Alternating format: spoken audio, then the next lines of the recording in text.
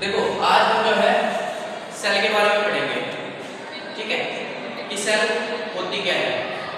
देखो अगर सेल की बात करें आप तो सबसे पहले हमें इसकी हिस्ट्री देखनी पड़ेगी कि सेल जो वर्ड है वो कहाँ से आया था, ठीक है। तो एक वैज्ञानिक है रॉबर्ट हुक, ठीक है, ये वो वैज्ञानिक थे जिन्होंने सबसे पहले सेल को खोजा था एक तरह से सन 1665 में, ठीक है। सन 1665 में जो है सेल की खोज हुई थी और इन्होंने एक डेड सेल्स को देखा था बेसिकली, ठीक है, डेड सेल्स को देखा था और इन्हें क्या दिखाई दिया था, इन्हें दिखाई दी थी उसकी सेल वॉल। एक्चुअली इन्होंने प्लांट सेल को देखा था तो इन्हें जो है क्या दिखाई दी थी, सेल वॉल। देखो प्लांट सेल और एनिमल सेल में क्या फर्क होता है कि प्लांट सेल में क्या मिलती है, सेल वॉल देखने को मिलती है, जबकि एनिमल सेल में जो है सेल वॉल नहीं देखने को मिलती है, ठीक है, इतना समझ में आ गया। तो इन्होंने ये कहा था कि मुझे जो है क्या दिखाई पड़ रहा है, जैसे मधुमक्खी के छत्ते होते हैं ना, ठीक है, हनीकॉम्ब, इस तरह की स्ट्रक्चर होती है उसकी,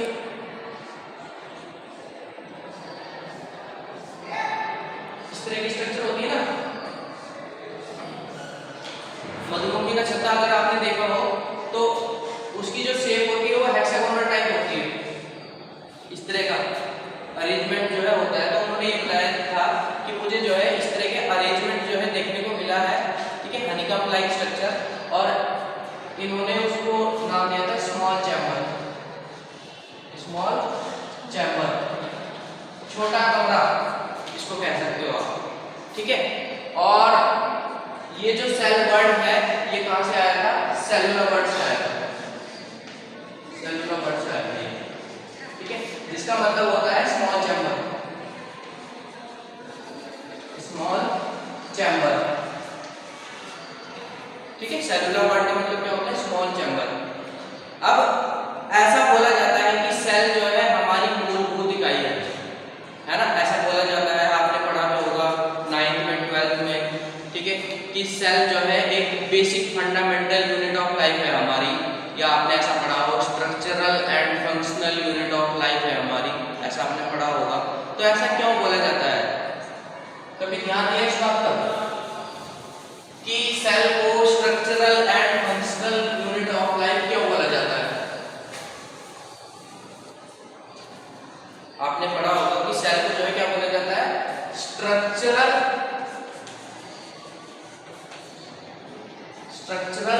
and functional unit of life, unit of life. इनका कहने का मतलब यह है कि जो जीवन की रचना होती है वो एक सेल के द्वारा होती है। जैसे ये घर है एक, ठीक है, तो इस घर का निर्माण कैसे हुआ है, ईंटों के द्वारा, तो ईंट क्या हो गई, इसकी यूनिट्स हो गई, इकाइयां। ऐसे ही हमारा शरीर या किसी जानवर का शरीर, किसी जंतु का शरीर या किसी पेड़ पौधे का शरीर जो है किससे बना होगा, सेल से बना होगा, वो उसकी यूनिट्स हैं, ठीक है। और अगर आप बात करो कार्य की तो हमारे शरीर में या किसी भी जिंदा शरीर में जो है कौन काम करता है, सेल ही काम करती है, सेलुलर लेवल पर काम होता है, तब जाकर के पूरे उसके सेल के ग्रुप्स काम करते हैं, मतलब प्रत्येक सेल काम करती है, ठीक है। फिर सेल के ग्रुप्स को हम क्या कह देते हैं, टिश्यू कह देते हैं, टिश्यू बोलते हैं ना, टिश्यू उत्तक, ठीक है, जिनका जो है एक ही फंक्शन होता है, ग्रुप्स ऑफ सेल का जो है एक ही फंक्शन होता है, उनको टिश्यू बोल देते हैं, और वही टिश्यू मिलकर के जो है ऑर्गन्स का निर्माण करते हैं, ठीक है, ऑर्गन्स का निर्माण करते हैं, और ऑर्गन्स मिलकर के किसका निर्माण करते हैं, ऑर्गन सिस्टम का निर्माण करते हैं, ठीक है, जैसे रेस्पिरेटरी सिस्टम हो गया, श्वसन तंत्र जिसको बोलते हैं, पाचन तंत्र हो गया, ठीक है, एक्सक्रीटरी सिस्टम हो गया, उत्सर्जन तंत्र जिसको बोलते हैं, तंत्रिका तंत्र हो गया, नर्वस सिस्टम जिसको बोलते हैं, ठीक है। तो ये सभी तंत्र हमारी ही बॉडी में है, ठीक है, एक ही बॉडी में है, और सबका जो कार्य है वो अलग अलग है।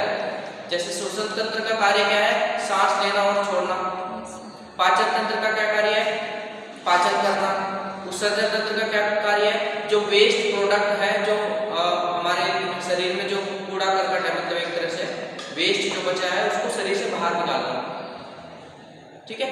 और ये जो काम है एक कोऑर्डिनेशन में हो रहा है, ठीक है, एक कोऑर्डिनेशन में हो रहा है, एक कंट्रोल में हो रहा है। उसको कौन कंट्रोल कर रहा है? तंत्रिका तंत्र कंट्रोल कर रहा है। समझ में आया? तो कहने की बात यह है कि कार्य भी कौन कर रही है? हमारी सेल कर रही है, और हमारी रचना भी कौन कर रही है? हमारी सेल कर रही है। आपने अमीबा का नाम सुना होगा। अमीबा का नाम सुना है आपने? अमीबा एक कैसा जीव है? सिंगल सेल जीव है ना? अमीबा एक कोशिकीय है क्या बहुकोशिकीय है? एक कोशिकीय। अमीबा कैसा जीव है? एक कोशिकीय या बहुकोशिकीय? एक कोशिकीय। सिंगल सेल ऑर्गेनिजम्स है ना? आपने उसकी स्ट्रक्चर भी देखी हो तो ऐसे होता है, ठीक है। उसका न्यूक्लियस है, उसके पास एक केंद्र होता है। ये अकेला जीव, मतलब ये एक सेल है, और इसी एक सेल में यही एक सेल जो है रेस्पिरेशन करती है, यही एक सेल पाचन करती है, यही एक सेल उत्सर्जन करती है, ठीक है। मेरे कहने का मतलब ये है कि जैसे कि हमारे शरीर में अलग अलग सिस्टम लगे हुए हैं एक अलग अलग कार्य के लिए, इसके पास केवल एक सेल है जिसमें सारे कार्य जो है ये खुद ही करती है। समझ रहे हो बात को? भाई रेस्पिरेशन भी यही करेगा, एक्सक्रीशन भी यही करेगा, ठीक है, और आपका डाइजेशन भी यही करेगा। लेकिन हमारे पास अलग अलग सिस्टम है। पाचन के लिए अलग सिस्टम है, रेस्पिरेशन के लिए अलग सिस्टम है, उत्सर्जन के लिए अलग सिस्टम है, सबके लिए अलग अलग सिस्टम है, ठीक है। और सब सिस्टम का काम अलग अलग होते हुए सब अपने काम में इन्वॉल्व है, कोई दूसरे से मतलब नहीं रखता। जैसे रेस्पिरेशन जो है किसके द्वारा होता है? रेस्पिरेटरी सिस्टम के द्वारा होता है, उसको पाचन से कोई मतलब नहीं है। और पाचन को जो है, पाचन तंत्र को पाचन से मतलब है, उसको श्वसन से कोई मतलब नहीं है, रेस्पिरेशन से कोई मतलब है, कोई मतलब नहीं है, ठीक है। लेकिन एक ही बॉडी में काम करते हुए कोऑर्डिनेट हो रहे हैं तंत्रिका तंत्र के द्वारा, ठीक है। हमारा ब्रेन और हमारा आपका जो है मेरुरज्जु यानी स्पाइनल कॉर्ड जो है क्या करता है? पूरी बॉडी को कंट्रोल करके रखता है, कोऑर्डिनेट करके रखता है, ठीक है। समझ में आया? तो कहने की बात ये थी कि ये जो सेल है ये सारे काम कर रही थी। ये अकेली सेल पाचन भी कर रही थी, उत्सर्जन भी कर रही थी, और आपका जो है श्वसन भी कर रही थी, सारे काम ये अकेले कर रही थी। और हम में जो है काम बटा हुआ है, यानी हम ये कह सकते हैं कि हमारे में क्या है? डिवीजन ऑफ लेबर है। क्या है? डिवीजन ऑफ लेबर है कि प्रत्येक सिस्टम को काम बांट दिया गया है, बांट दिया गया है ना। और यहाँ पर क्या है? सारा काम इसी पर है। तो ये ज्यादा एफिशिएंट तरीके से काम करेगी या हमारा बॉडी का सिस्टम एफिशिएंट तरीके से काम करेगा? आपने एक ही इंसान के ऊपर सारे काम लाद दिए तो मुझे लगता है वो थक जाएगा। होगा ऐसा? आप कोई काम आपको दे दिया जाए और 4-5 काम आपको जो है दे दिए जाए एक अकेले पर्सन को, तो मेरे ख्याल से वो थक जाएगा, इतनी एफिशिएंट तरीके से नहीं कर पाएगा, ठीक है। तो जाहिर सी बात है अगर आप उन 4-5 काम को अलग अलग पर्सन में बांट दो तो वो अच्छे तरीके से उसको कर पाएंगे और हैंडल भी कर पाएंगे अच्छे से। तो प्रकृति ने क्या किया? सेल के ग्रुप्स बनाने शुरू कर दिए। मतलब यहाँ से शुरुआत हुई मल्टी सेलुलर ऑर्गेनिजम्स की, बहुकोशिकीयता की शुरुआत हुई। पहले जो है सिंगल सेल जीव थे, एक कोशिकीय जीव थे।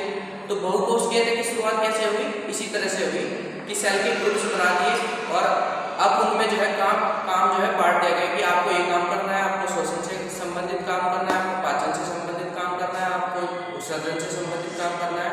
तो उसमें जो है ज़्यादा एफिशिएंट तरीके से काम होता है ना? समझ रहे हो? उसमें जो है ज़्यादा एफिशिएंट तरीके से काम होता है। तो इस तरह से जो है क्या होता है? बहुकोशिकीयता की शुरुआत होती है। तो समझ में आया कि सेल को structural and functional unit of life क्यों कहते हैं? क्योंकि यही हमारे शरीर की रचना कर रही है और यही हमारे शरीर का कार्य कर रही है। अगर आप बेसिक में जाओगे, इसके बेसिक में अगर जाओगे तो सेल ही मिलेगी आपको जो कि कार्य कर रही है। और अगर सेल काम करना बंद कर दे तो धीरे धीरे उसके उत्तक काम करना बंद कर देंगे, और उत्तक काम करना बंद कर देंगे तो अंग काम करना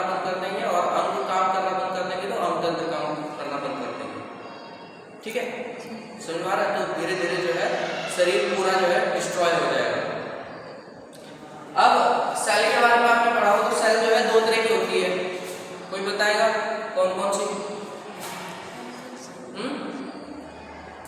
कौन सी? Prokaryotic, eukaryotic. प्रोकैरियोटिक और यूकैरियोटिक, 2 टाइप के आपने सेल पढ़ी होगी, एक तो प्रोकैरियोटिक और दूसरी है यूकैरियोटिक।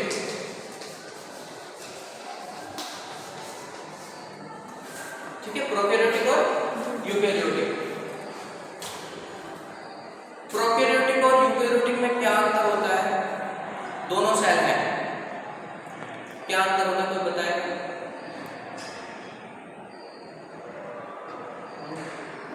देखो प्रोकैरियोटिक में क्या होता है कि इसमें ट्रू न्यूक्लियस नहीं होता। अगर मैं एक लाइन में बात करूं, ट्रू न्यूक्लियस नहीं होता इसमें, ठीक है। जबकि यूकैरियोटिक में क्या होता है, ट्रू न्यूक्लियस होता है। वैसे आप इनके शब्द को तोड़ करके इसका मतलब निकाल सकते हो। जैसे प्रो का मतलब होता है प्रिमिटिव न्यूक्लियस, कैरियो का मतलब होता है न्यूक्लियस, प्रो का मतलब होता है प्रिमिटिव यानी प्राचीन काल, जो विकास के शुरुआती दिनों में आया, जब पृथ्वी सबसे पहले क्या बना था, ब्रह्मांड, ठीक है। उसके बाद जो है सूर्य बना, सूर्य बनने के बाद 4.5 बिलियन वर्ष पहले, आज से 4.5 अरब वर्ष पूर्व, बिलियन ईयर्स अगो, आज से 4.5 अरब वर्ष पूर्व जो है हमारी पृथ्वी बनी थी, ठीक है। और पृथ्वी एक जलता हुआ तवा थी, मतलब एक तरह से, ऐसा है ना, ऐसा था कुछ, आपने पढ़ा होगा। और धीरे धीरे वो पृथ्वी ठंडी हुई और फिर उसमें कहीं से पानी आया, वो हम बाद में पढ़ेंगे कैसे वो सब प्रोसेस हुआ था। और फिर कहीं जाकर के किसी तरह से जो है एक सेल बनी थी, प्रोकैरियोटिक सेल, ठीक है। तो सब प्रोकैरियोटिक सेल शुरुआत में आई थी, सबसे शुरू में। उसके बाद जो है कौन बनी, यूकैरियोटिक सेल बनी, ठीक है। समझ में आ गया? तो कहने की बात यह है, अब यूकैरियोटिक का मतलब, यू का मतलब है ट्रू और कैरियो का मतलब है न्यूक्लियस, ठीक है। यू का मतलब है ट्रू और कैरियो का मतलब है न्यूक्लियस। तो इसमें जो है किस तरह का न्यूक्लियस होता है, ट्रू न्यूक्लियस होता है। या सीधी सीधी हम बात करें तो इसमें जो है न्यूक्लियर मेम्ब्रेन नहीं होती और इसमें जो है न्यूक्लियर मेम्ब्रेन होती है, कहने की बात यह है। और भी बहुत सारे डिफरेंस है, जैसे कि इसमें जो है एंडोमेम्ब्रेन सिस्टम होता है और इसमें जो है नहीं होता है। एंडोमेम्ब्रेन सिस्टम की ER endoplasmic reticulum, Golgi apparatus, ठीक है, ये सब चीजें जो है इसमें होती है, इसमें नहीं होती, ठीक है। ये सिंपल सेल होती है, ऐसा बोल सकते हो आप। ये सिंपल सेल है, ये कॉम्प्लेक्स सेल है, ये सरल कोशिका है, ये जटिल कोशिका है, ठीक है। बाकी हम इसके बारे में जो डिटेल में नेक्स्ट वीडियो में पढ़ेंगे।